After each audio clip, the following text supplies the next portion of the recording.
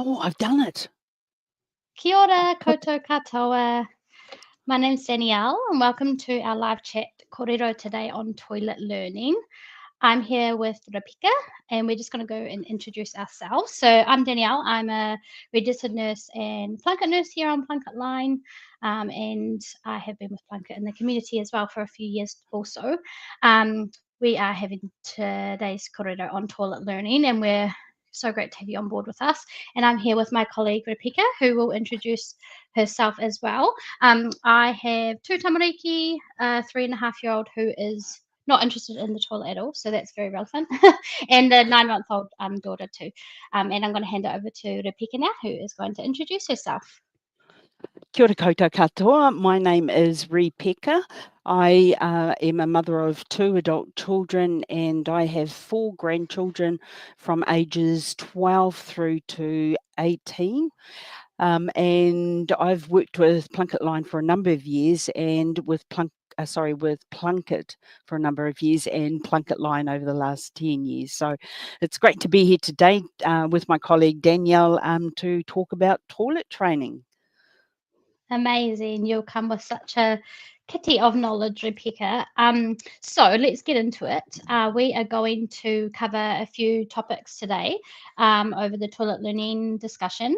So the things that we'll be covering with Rebecca and myself is when to start toilet learning and the signs of readiness, what that will look like, how to start, how long it takes, things you might need, equipment, potties, toilet seats, those kind of things.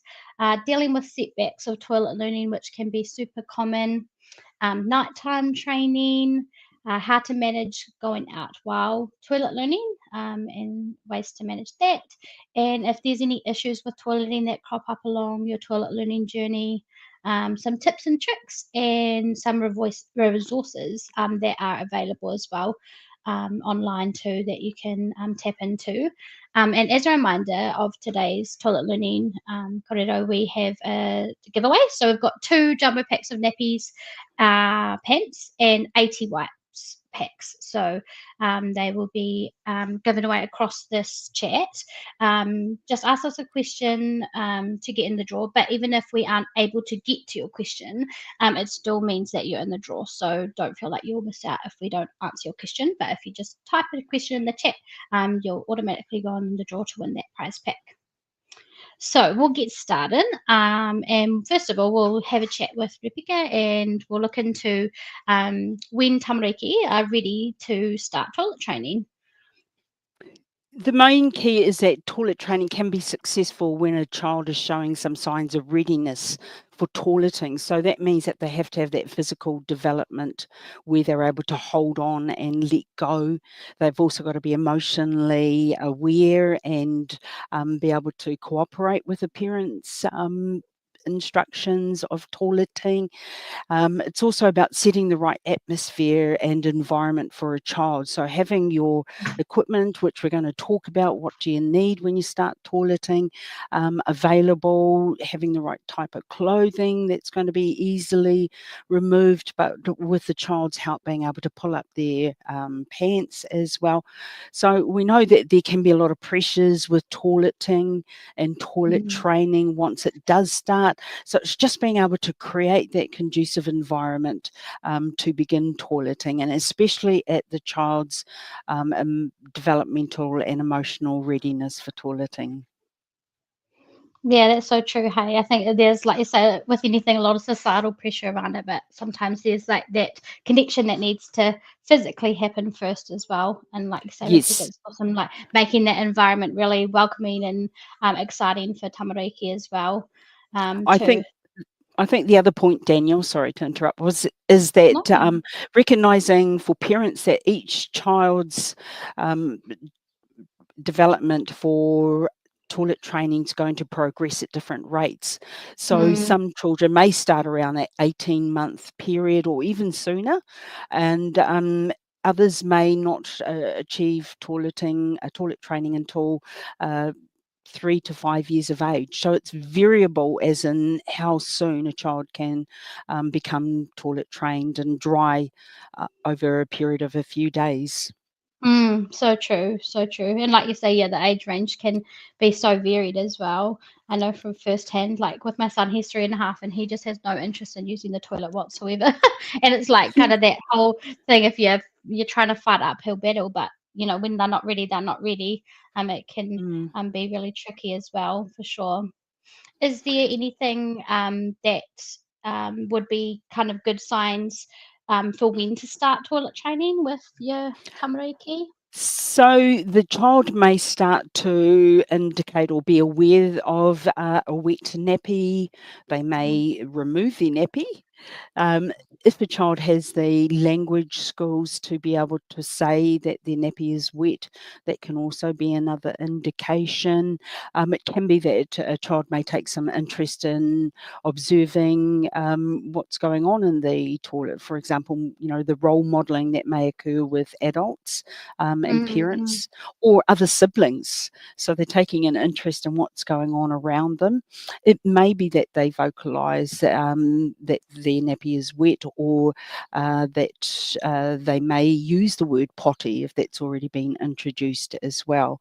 So it's really just about recognising those signs. Perhaps it may be in the behaviour, if a child goes quiet, or if they, might step side to side with their legs, which may indicate that they're ready to do something in their nappy. So it's really just about those language cues, their physical development, their emotional readiness, and the parent's ability to monitor and observe what's going on and looking for any of those signs. That's great. That's great. And like you say, that like learning by modeling is so important as well. And like even from babies, that's how they learn from speech. So like, same with that toilet training and toilet learning journey is that they learn by watching us, go to the toilet Yes. and how it's done with siblings and things as well, for sure. Um, And that's so true, Danielle. And that's when you can start that toilet training process with lots of verbal reassurance, with positive reinforcement, even if it is that it might be just the single word potty. So mm, it's being able to praise those not only when they do go and eventually pass urine or a poo in the potty, but also when they show some signs of readiness and they come and let you know. And it's those small steps towards toilet training. Yeah, that's great. And like you say, with that positive reinforcement and encouragement, it can really create that really like welcoming environment for them to use the toilet. Mm. Same for like if they're, having accidents and things, those kind of things too. Like, would you, approach that similar way with like that positive reinforcement and still, letting them know it's okay, try again next time, that kind of thing? That would be a good idea, because you want to keep it as low key as possible and a Mm, positive, fun learning experience for them. So if they've had a accident, and accidents are going to be quite common in those early days for some children, mm, they may have accidents. For others, it may go a lot more smoothly. But it's recognizing that it's part of the learning process where they're now moving their bowels, or moving, having a you're passing urine, sorry, in the toilet rather than in their nappy. So it's a whole new learning and developmental stage that they're reaching. So it's just being able to be child led, take mm. it calmly in the stride. Well, you've wet your nappy, that's okay. Let's go and get some dry clothes on. So it keeps it positive and very low key at the same time. Yeah, that's great. That's wonderful. And it's probably like a nice time of year as well for those that are coming into that toilet training time that, their tamariki might be ready or they're thinking about it with summer too. Has some great benefits with toilet training, letting them run around with no nappy on, that kind of thing. I certainly agree, and it can be whether it's nappy free time during the warmer weather, in the Mm, privacy, where privacy allows, and then it just enables the child to learn when about their body's system, in terms of if they need to pass urine, or a wet nappy.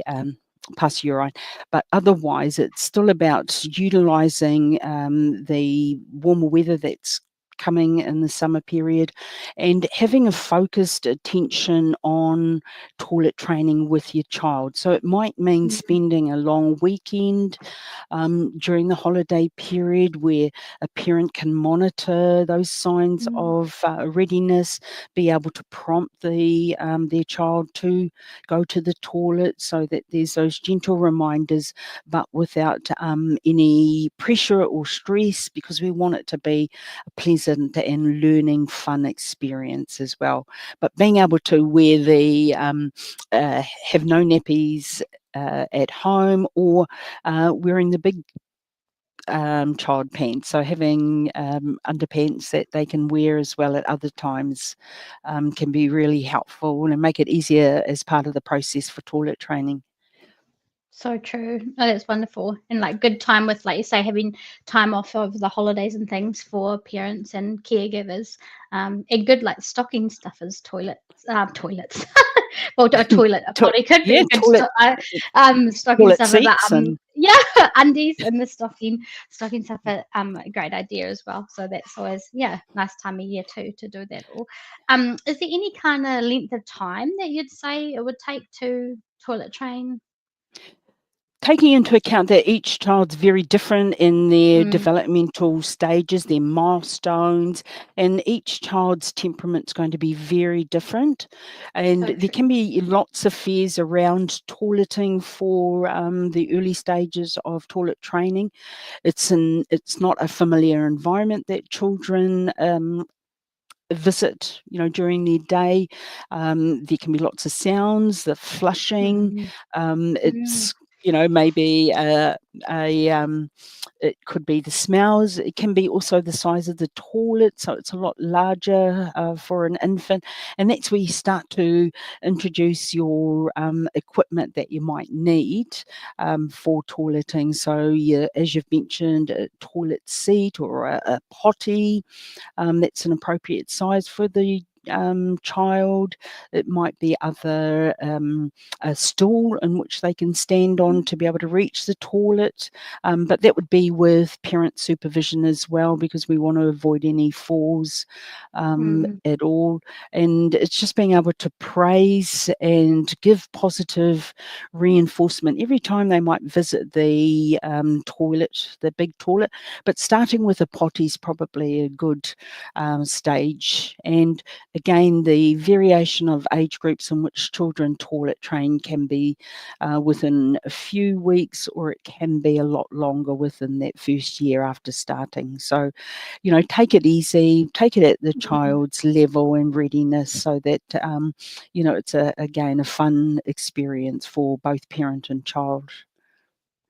That's great. And that's such a good point that you bring up around like the sounds of the toilet. Because for us as adults, it's just a everyday thing, we flush the toilet and we walk away. But for wee ones, it can be quite daunting and overwhelming. And even just the water like going down into the toilet, they think, oh, where's it going? All those unknowns. So it's yeah, Yes, good a good like point to start with, like you say, using like a potty is like a good intermediate step as well. yes. Yeah, and no, and that's it, great. it just takes it at the child's pace. You want Level, them yeah. to learn to sit on the potty to start with, because they've also got to do that once they transition to the adult toilet. So it's Mm, just keeping it at the child's pace where it's still safe, it's a mm, secure starting point, and with lots of parental support and encouragement as well along the way, and yeah. being able to teach those steps that are involved, taking off their pants, sitting on the toilet, but ensuring that they're not sitting on there for any longer than 5 minutes or more, because we don't want them to find it an unpleasant time. And Mm, then to be able to wipe, wipe their themselves, but pull their pants up with parent support. So there's a number of steps that a child will still need to progress through to learn how to be confident with using a potty. oh, that's great. That's really, really helpful. We do get a lot of calls on toilet learning and training and questions about like setbacks and things. So, is there anything that you could suggest that might help with setbacks of the toilet learning process? As a parent, I would acknowledge that this may be part of toilet training, because the child's, may not get it right the first time, but with practice and over time, that praise and positive reinforcement, they may start to make those connections. And like you've mentioned earlier, Danielle, those brain connections can take some time for them to be able to hold Mm, on and then let go in the potty, which is outside of their normal nappy for those first 18 months or 2 years. And so it's being able to help the child by remaining calm as a parent. Not always easy mm, because it can be mm, frustrating when you're starting the process. You have forward progress and then there may be some setbacks. And so mm, it's just being able to remind your child about toileting. So it could be also around the language that you're using. So let's go and put the wheeze and the poo in the toilet. And then as part of that learning process, you may be able to allow the child, if they can reach, to flush the toilet so that they can see and watch the twirling or the swirling of the water.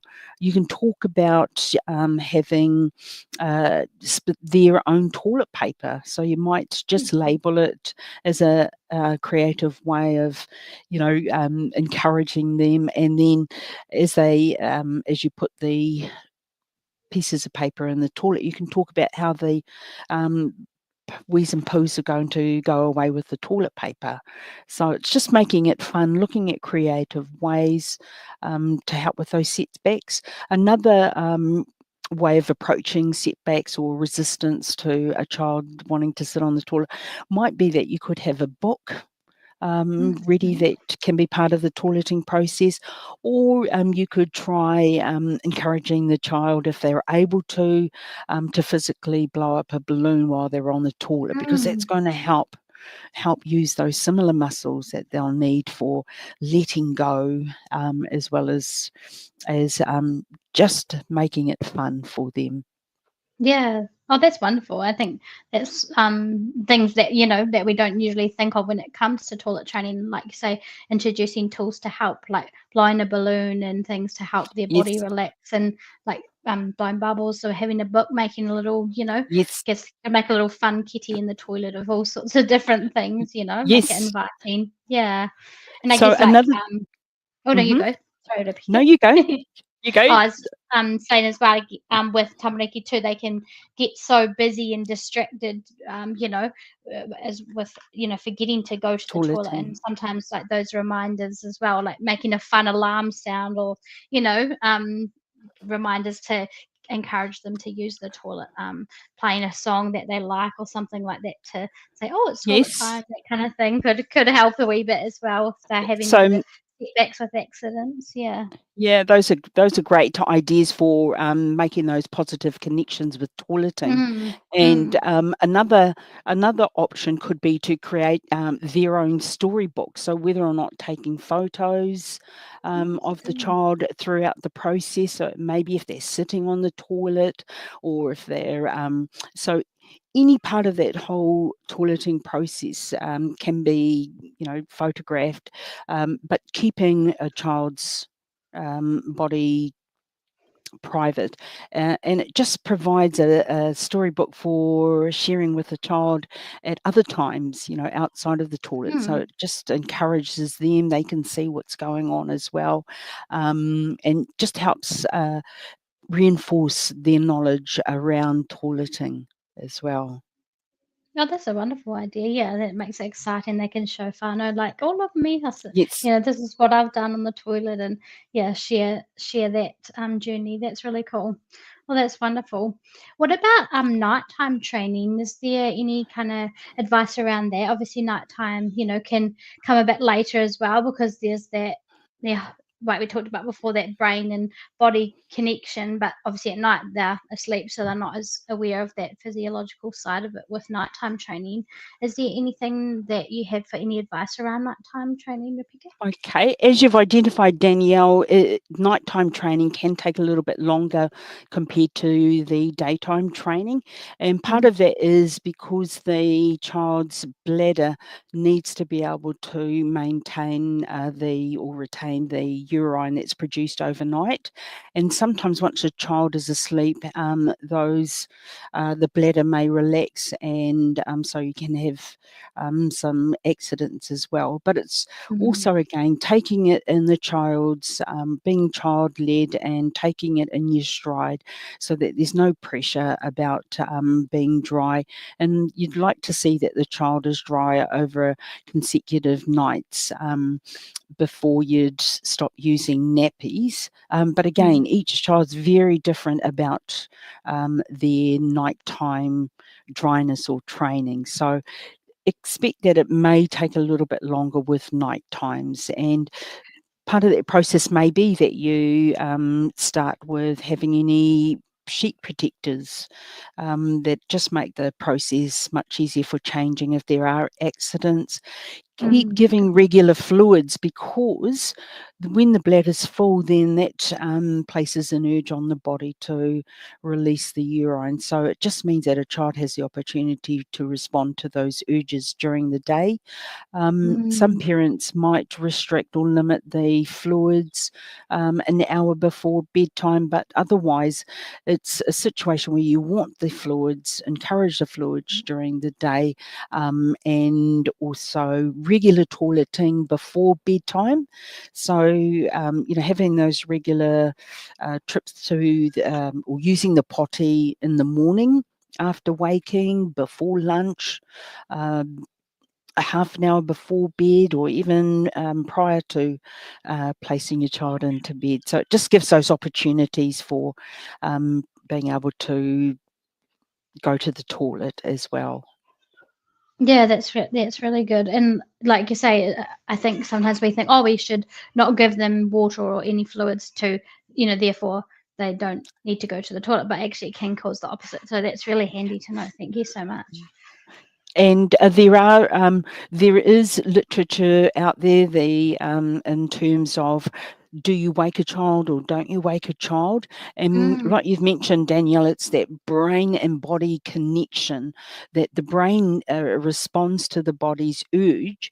And so for us as adults, we sense that urge, and then we respond. And so for a child, that response may still take some time for a child to wait during the middle of the night, but mm, also to be able to hold on and then let go. And yeah. so, that again takes time. So it's just being able to keep it low key, keep it relaxed, Mm. and lots of positive reassurance as well.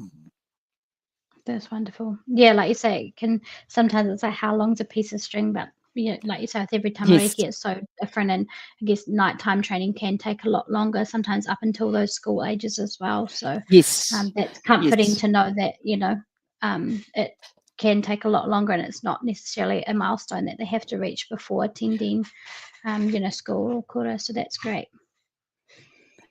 Yeah, and keeping it to the individual child's developmental milestones, because, Yeah. as you mentioned at the start, when you compare one child with another, they're very different. Mm, Their temperament is very different. Their emotional development will also be very different. So it's making it specific to what your child's capabilities are. mm, mm. Oh, that's so important. That's wonderful.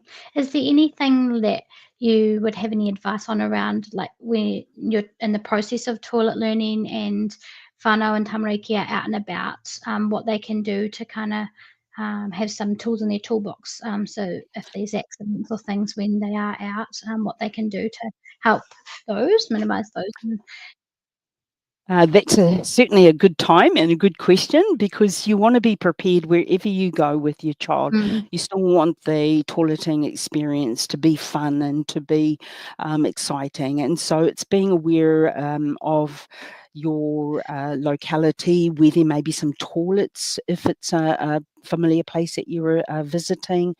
Perhaps even having a spare bag with some extra clothing, or some wet wipes, and a Mm, plastic bag for any soiled wet clothes. So just so that you're prepared, you're ready to go, and again, it's keeping it low key. Okay, well, let's go find a toilet, and then we'll put some dry clothes on, and then carry on. So it's not giving it a lot of attention. mm, Again, in a public toilet, it's not a familiar place, so it's just true. talking and reassuring your child that the public toilet is a very different place. It's a lot, open. It's Mm, the temperature is going to be very different. The sounds will be yeah. very different.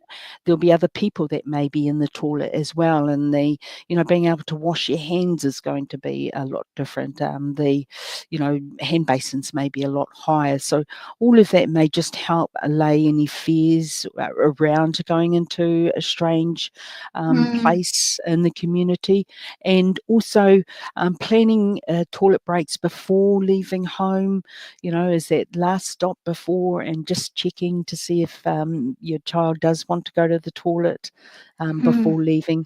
But again, it's being able to prepare for your journey, and then expecting the unexpected, I guess, is just having your backup bag when you need yes. it, or if you need it. So Yeah. Oh, no, that's wonderful. And, like, yeah, even as an adult going to a public toilet, it can be overwhelming sometimes, especially yeah, if the true. outsiders are cold, isn't it, when you're sitting down? So, yeah, that's so true, And like, having the anticipated guidance for tamariki so that they kinda have a little bit of a heads up about what to expect. And like with adults, I don't know about yourself, but if there's spiders or other Yeah. insects, that can be a cause for fear, and the child may be reluctant to go. So it's going with them initially, and until they're at a stage where they're able to go to the toilet confidently. But I'd certainly supervise and support your child when they do go to any public toilet as well. Mm, And mm, and so that's mainly outdoor toilets, but yeah, indoor toilets at shopping malls, etc., may be very different. So it's just being able to adapt to those two environments, and support your child with their toileting during that time. that's great. And like you say, having that backup gear there too, and maybe even if there was some hesitation around using the toilet, having a nappy and things handy too, just in case, if there was Yes. any of those fears. So that's really good.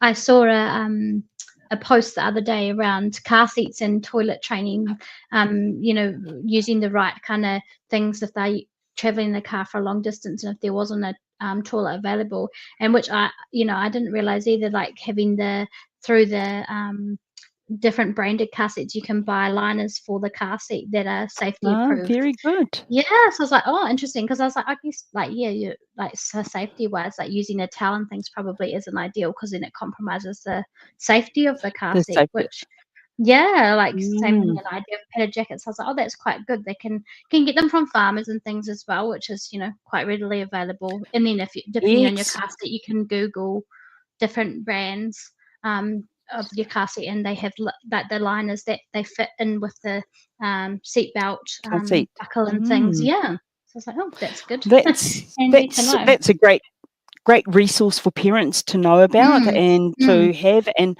still ensure safety with their car restraints that they have. Yes. Um, Yeah, yeah. just thinking about that too, the other option might be if a parent has one or two potties, that, Mm, and depending on the stage at which their child is at with the use of the potty, is to take along a spare potty in the car, perhaps yeah, place it in good. a plastic bag so that it's available, it's familiar for their child at that time, and it Mm. may make that whole toileting while away from the home or out and about much more smooth and relaxed. That's a good tip. Yeah, never had thought of that. That's a wonderful one, especially because 'cause they're mobile, so you can just take it Yes. with you. Yeah, that and help encourage them to use the toilets, like you say, something familiar, so that's wonderful. What about, Rebecca, if there's any issues with toileting? So things like constipation, like holding on to bowel motions or not wanting to wee, holding on to urine. Is there any resources and things that parents can have or caregivers to look and support their tamariki with those things? There's it's certainly not uncommon that children may withhold going to the toilet for a number of Mm, reasons, and there will be some resources that'll be shared, websites that parents can also go to towards the end of the live chat. So it's recognizing that that can be quite common and mm, normal for children. So it's identifying what might be some underlying triggers for that reluctance or concern. So whether or not, for mm, example, there's been any changes for the child, whether there might be some fears around toileting, whether it's simply a developmental stage where a child is more comfortable to let the poo go in the nappy, and mm, or it might be that that they mainly feel more comfortable to do that. So it's really just identifying when the child is going quiet or seems to mm, be standing still for a period of time and maybe straining. And so therefore it might, one way to approach this type of situation could be to allow the child to sit on the toilet with their nappy on, and that way you're just gaining the cooperation to sit on the mm, toilet, because it's that concept of sitting on the toilet, the wheeze and poos go into the toilet. So it's another type of language. It's the language that you can use to reinforce those key messages. Keep taking it in your stride again, positive reinforcement for your child listening or following parents' instructions, and mm, um, and then once they've completed the bowel motion, then being able to allow them to see you empty the contents into the toilet, so they can see again that reinforcement of poos go in the toilet, and then allowing them to flush the toilet so they can see it going away as well. So it is a common situation, yeah. and it's just about how a parent is able to cope with that. It may not be an ongoing, regular situation, but you want them to be as relaxed as possible. So whether massaging their tummy, back Mm, massage, nice deep warm bath, or a warm shower might just help them relax enough to let it go. So it's just reassuring them it's okay to let the poo go as well. mm, mm.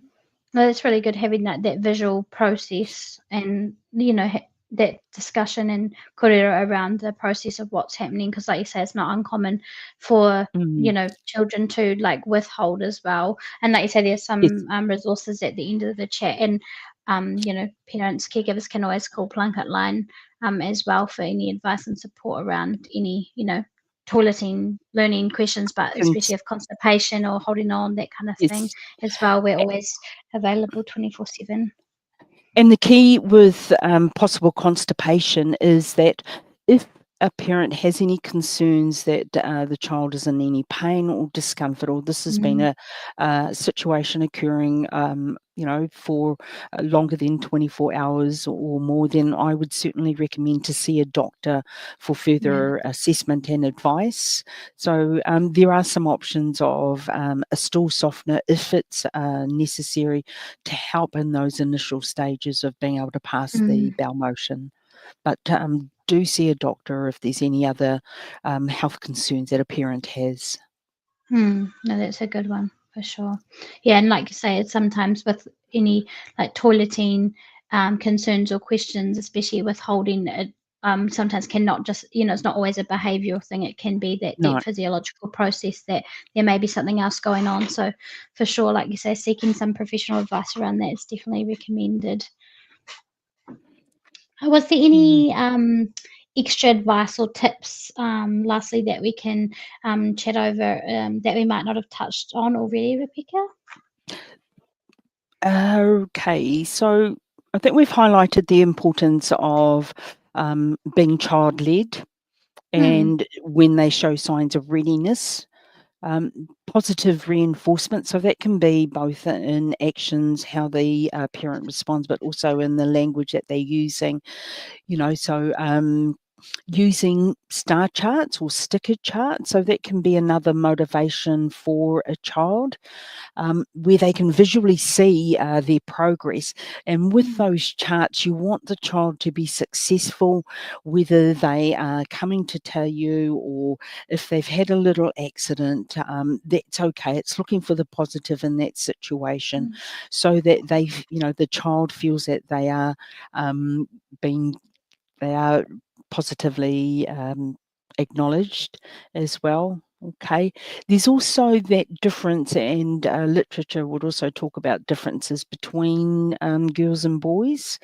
mm, So, in most of the literature, it would suggest that girls seem to toilet train a lot more quickly than boys, and but that's not to say that boys won't achieve same toileting between 18 months or up to 5 years of age. So it's just about recognizing that there may be some differences as well, and also choose rewards that a parent will find acceptable for their particular child. So it mm, may just be being able to choose a special book.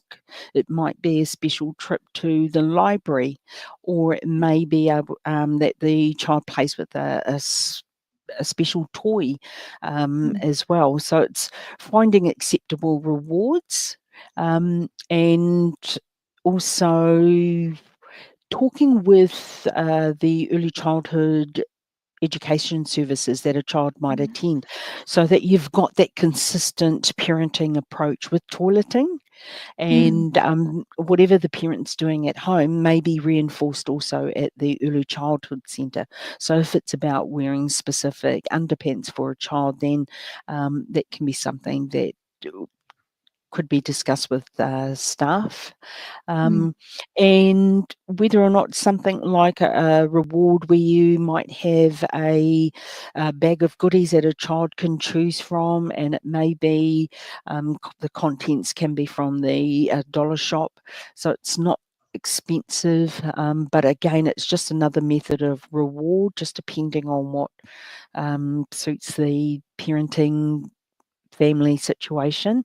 And another tip could be also having a bag prepared at home with any extra clothing, and again, any wet wipes. It's sort of a bag that you would use post any accident at home. So mm, you've got everything that you need. It's not going to be it'll keep it very low key. You can change and redress the child very quickly uh, without too much attention on what's happened. And then again, just continue to offer praise when for the behaviour that you want to see repeated. mm. Oh, that's great. They're wonderful tips.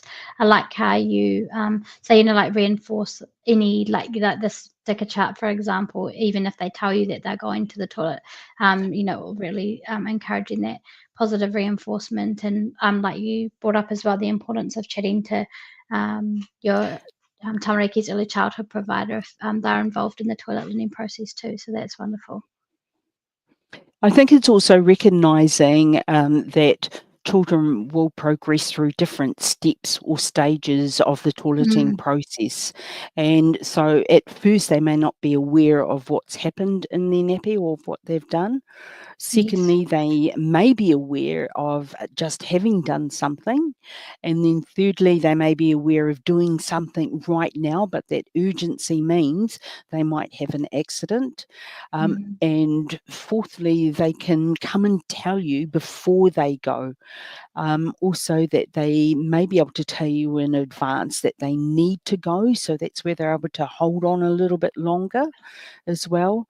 okay, and that they can go to the toilet or use the potty by themselves. Mm. Okay, so there are those steps, and sometimes you might move forward and progress and have regression at different times, but Mm. continue to support your child's toilet training by what we've discussed, positive reinforcement for behaviour that you'd like to see repeated, and keep it low key, and continue to use language that's going to support your toilet training process as well. No, that's wonderful. Thank you so much. And like we touched on before, we're going to be sharing some resources in the comments as well. So feel free to check those out in the website links to add to your kitty for toilet learning as well. And we've also got some questions too that we'll get into. A lot of them we probably have covered too. So we'll have a we look here. There's lots of wonderful questions that have been asked as well. So Rebecca and I will have a career and chat around the questions that you have all Ah, asked. One of yes, the ones that seems to be coming through quite a bit is around boys and toileting, and like you touched on before, to pick it. Obviously, the research can show different lengths of time for boys versus girls. Can all vary as well. One of the yes, questions that keeps coming up is around boys and learning to stand up when peeing and yes. passing urine. So, do we teach them to stand up and pee, or do we teach them to sit down? How will that look for boys when they are Okay. toilet learning?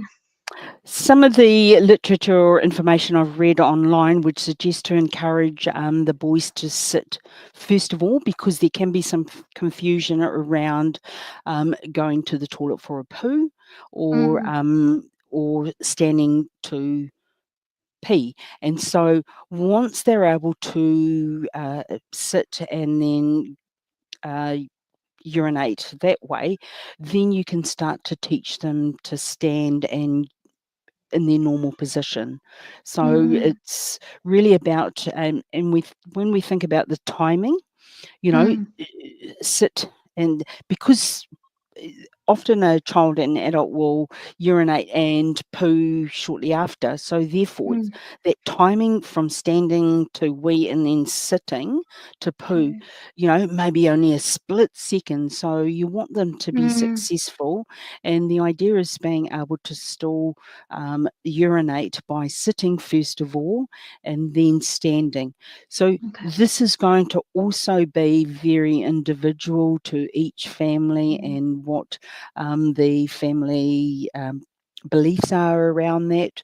But that's what the literature would suggest, is to start by learning to sit and okay. then standing over time. Oh, that's good. No, that's really great.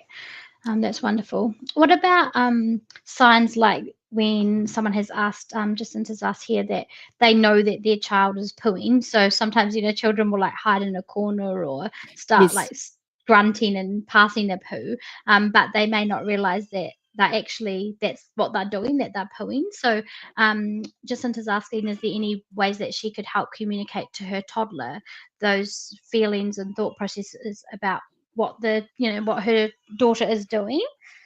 Okay, so perhaps one approach could be to identify that, okay, well, let's say it looks like Lucy that you're needing to go to the toilet.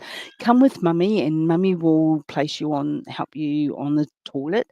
And so it may be helpful to start by letting Lucy sit on the toilet with her nappy on, Mm, because of that security and that comfort in letting go in the nappy. And then mum can also talk about wheeze and poos go in the toilet. So once she's finished her moving her bowels, then placing the poo into the toilet and letting her child watch the poo being flushed down the toilet as well. And as we talked about earlier, it is a common situation that may occur with some children, where they may go behind the couch, or they may find a quiet place and stand in that one place for a period of time. But mm, certainly very common. But that's how I would approach it, is to encourage the child to sit on the toilet. supported by mum and led by mum to the toilet where the child can sit and then finish her motion as Oh, well. that's wonderful. That's really helpful. Sarah's asked here what happens when there's like full regressions we touched on before, those regressions sometimes lasting, a wee while. But Sarah has a question around her toddler and asking about what happens if, well, for her in the situation that her toddler was 99% daytime trained Yes. for a good period of time, like 3 months, and then now back to nappies 24/7. Is there any advice and things that she could do to approach this situation? Okay. Well, for Sarah's situation, it can be certainly a common situation. Um, Generally, it may only occur for a short period of time, and you know that the child has been able to toilet train because she was, that was occurring beforehand. And Mm, while it's been over 3 months, for whatever reason that may be that she's regressed, it's still being able to progress forward and support her towards the full toilet training again. So and factors that may bring about some changes could be any changes in routines, possible constipation that we talked about before. If mm, there's that withholding and not wanting to let go. Um, if for some reason there's been some anxiety about toileting. So it's often literature talks about these toilet regressions as being short-lived, and it's being able to provide positive reinforcement as Sarah moves forward to try and encourage and support that toilet training again. mm, mm. Yeah, that's so true. I think, like as adults as well, like and for tamariki, life changes sometimes to us don't seem so much, but it sometimes could be the smallest change in their wee Mm. worlds that may have set them back for whatever reason. Might have, even been traveling somewhere differently for the day or something, and to us Yes, it's like, oh, no, no change at all, but to them, could be something that has sparked maybe that toileting just taking a back seat for a wee while. So yeah, that's yes, that's a really good point. and, and these situations can certainly be quite common. So it's just Mm, being, it's moving forward, knowing that a child has had that success with previous toilet training, and mm, it's just mm, being able to get them back to that place of mm, success. mm. No, that's wonderful. And Lisa's asked a question here. What do you do if your toddler doesn't want to sit on the toilet when you ask them to try? I know we touched on before about like lots of that positive reinforcement and encouragement and ways to, Yes. having that wee toolbox in the toilet to help them go. Is there anything else that you can add to that one? Okay, so that's where you might have a range of different resources. So this could be if you have any videos or books on hand that Mm, could be a helpful tool just to reinforce those messages, role modeling by parents, being able to talk about the toilet and toileting, outside of when the child is showing signs of wanting to go, keeping it very low key because you don't want the opposite effect of the child becoming resistant with any suggestions of going to the toilet. So, um, mm, but a book about toileting may be a novel way to approach it. I would talk with the local librarian about the resources available to parents about toileting, toilet mm, training, something specific to what's happening in this situation. Um, but it's like anything where you're trying to gain the cooperation of the child. You want them to do mm, it with you rather than against you. So it's just keeping it low key. Try again another time. Give them a choice, one or two choices in the situation, so that there's still that ability there. They're involved, and mm.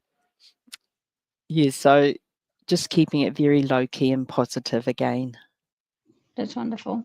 It's such a like good reminder and good common theme that keeps coming through. There's a few questions as well on elimination method and training.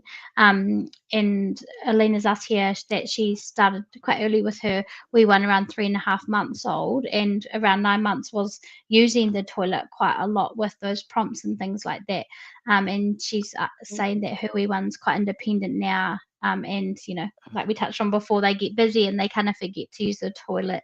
Is there any ideas where they can help their daughter, engage a little bit more on the potty? And we kind of touched on that using those different resources. But that's amazing that she's was been using the toilet since 9 months. So that's incredible on its own.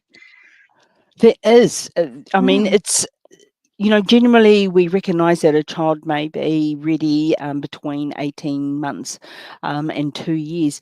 And mm, that's great. If a parent has been successful in early introduction of toileting through either, hand signals, then it's being able to still follow those same or similar principles that mum has started with, and still keeping it positive, because we know that any positive affirmations will lead to a child repeating those responses or behaviours mm, as well.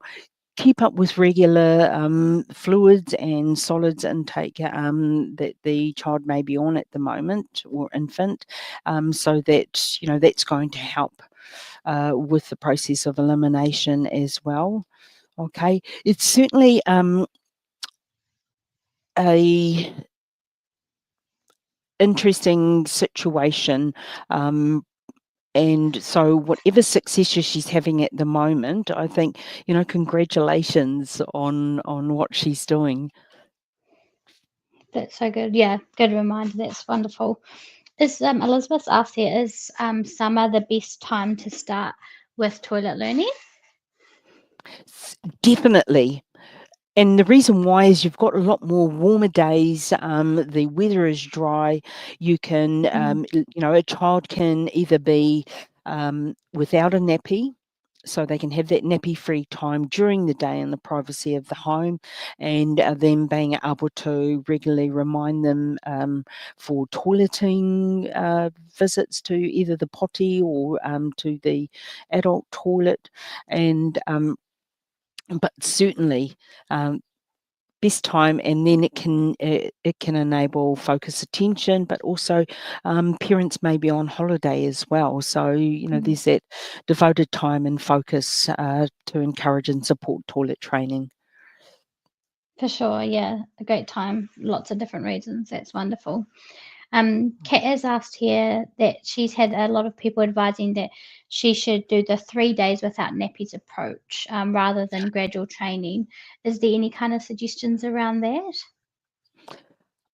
From the information that I have read, it would suggest that you do need that focused attention during that period. Choose perhaps a long weekend, if not a Friday to a Sunday, for Mm, example. It will involve also regular prompting. So that might be up to every 1.5 hours during the day, regular time on the potty for, in the morning after a night's sleep, before bedtime, as well, and other times during the day, so that it's a regular ongoing repetition of practice with the toilet, and mm, then the positive affirmations as well. So there certainly is literature out there about the 3-day method and 3-day approach. Again, mm. it may be about considering the child's development, their temperament. Yeah. If it doesn't work to start with, that's okay. Try again another time. Just give it a little Mm, bit of a break. Take a step back without putting too much pressure on the parent or child. mm, mm. Yeah, no, that's a good reminder. And like you say, some children, tamariki, will respond really well to that 3-day approach, and some might just Yes, take that a little bit longer. So it's a matter of just, yes, but probably a bit of trial and error, giving it go for a long weekend or over that summer period, and just seeing how it pans out. yes. Yeah, And it all comes back to their readiness, their signs of readiness, to absolutely. Yeah. to start toileting as well. Hmm. Their readiness to respond, emotionally, to parents' instructions, their Mm, readiness to hold on and let go. So there's got to be that physical development and brain yeah, connection that process. you've mentioned at the start. So all of those factors come into play, when toilet training starts. Absolutely. Yini has a question here around encouraging toilet training and daycare. So, the childcare setting that she has been at, or her tamariki has been attending, requires this to be done. And she's worried that her little one might not be ready when she starts daycare. Is there any ways that she could approach this? Okay, I talking with the daycare staff may be a starting Mm, point to yeah. signal that, the child is in the throes of toilet training, that there may still be some accidents, but that Yeni is working on that at home to help support that process. Mm, Um, and and again, there's that pressure to help a child towards toilet training. Um, Outside of the home and within a childcare setting. And we know, as you mentioned, that children can become engaged in play activities, and often may not respond to their physical urge to go to the toilet. And so mm, accidents can happen as well. So I think as part of the process, having some additional clothes and bag and, plastic bag for soil clothes, sending those along to the daycare may also just prepare, Yinny's child as well. But talk with yeah. the daycare staff to see if there's some flexibility as a child is undergoing toilet training. Yeah. Yeah, that's a good point. Good place to kind of start that process as well. Yulia's asked here, how do I stop my toddler throwing toys in the toilet when she's disposing of his poo? Oh, okay. That's an interesting, situation. So, depending on the child, again, it's using the language that, the child will become familiar with over time. Poos go in the toilet, but toys go in the toy box. So, it's being able to differentiate where they go, if that makes sense. But Mm, what it's certainly not uncommon that a child will want to dispose of toys in the toilet, toilet. Yeah. because it's part of their growing development and play, and whether or not being able to close the door so that there's not that same access, um, and but I would, certainly try and dispose of the, poos if the child is in the toilet at the same time watching the process, um, and then for the child to begin, to see that the poos go in the toilet and the toys in the toy box. So there's a place for the toys which, is away from the toilet. Yeah. That's a good one. Yeah, I can imagine. Yes, probably wanting the, maybe it's a toy he doesn't like. He's like, I don't want this toy anymore. Pop in the toilet. and It's and wonderful. and and it's that same thing, isn't it, when a child is in a high chair during Mm, meals, the throwing the spoon toy. goes over the side or, any other object will go over the side. So it's all part of that learning and development and, so but certainly a very interesting question. Yeah. Oh, that's wonderful. Thanks, Rebecca. And like you say, great reminder, like the the whole toilet learning is a process and their learning and development as well. So that's wonderful. And we've had lots of wonderful questions, and apologies we haven't been able to get to all your questions, but if you feel like you've got any more burning questions or things that we haven't covered, then like we touched on before, feel free to call Plunket Line. We're here 24/7, so we can help answer any of your toilet learning needs. We're going to answer one last question, and this is from Leash. She's asking, is there any advice on toilet training little ones who were premature? That her wee one was 3 months early, so he's currently 14 months old, actual age, but has only just started rolling over and not sitting or walking yet. And she's just wondering, is there an age where she should start toilet training? Mm. What are your thoughts on that one, Rebecca? Okay, so we started at the outset of the live chat talking about when toilet training should start. And I, in this situation, would come back to the view that it's going to be about the infant or child's readiness for toileting. And Mm, so for a premature child, you've got to take into account that prematurity, and again that it comes back to that physical ability to hold on and let go. And so in Lesh's situation, it may just take a little while longer as as she starts the toilet training process, and still being able to follow similar guidelines around that. But 3 months is quite an early premature age, to catch up with. And so it's just being able to align the physical developments with Lesh's child's uh, signs of readiness. And mm, like you're saying, I'd take one step at a time, encourage that rolling and those other developmental milestones, and then work towards eventually toilet training. So I just take a step back and allow things to happen naturally as he or she is showing readiness, and that toilet training process starts to begin. Oh, that's wonderful. Thank you, Rebecca. Thank you so much for sharing your knowledge and expertise on the chat today.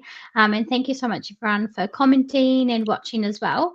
That's all the time we have for today. But like I encouraged before, if you have any further questions or want to have a chat to any one of our lovely Plunket Line nurses, please feel free to give us a call on Plunket Line. We have two prize winners from the Huggies prize pack today. And So, yeah. We've got Kate Elizabeth Cheetah and Kate Favell. So please, can you both message us here on Plunket or the Facebook page? excellent. And yeah, someone will be in touch to get those prize packs out to you. Thank you so much, everyone, again for watching. And thank you again, Rebecca, so much for your time. It's been great having a chat to you and being on here Thank you. with you this afternoon. Okay, and thank you to all our uh, viewers who have participated and sent in questions for this live chat. And we hope that you found something interesting that you can implement with your child as you progress with your toilet training journey. So all the very best, and call us here at Plunket Line for any further information that you'd like to know or to discuss. All right, then. Have a great day, everyone. And thank you, Danielle, and to the team behind the live chat here at Plunket Line. Plunket. Wonderful. Have a good one, everyone.